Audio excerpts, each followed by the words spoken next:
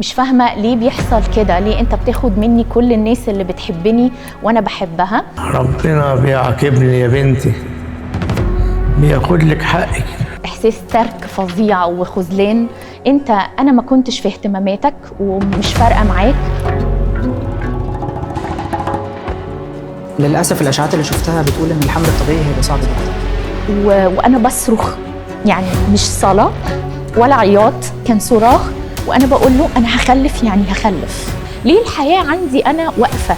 ليه كل حاجة تحصل كويسة تبقى قدامها 10 حاجات مش كويسة؟ ليه؟ عنده كتير قوي للي يصدق فيه ويسلم له حياته، وبشكر كل حد الرب استخدمه في حياتي.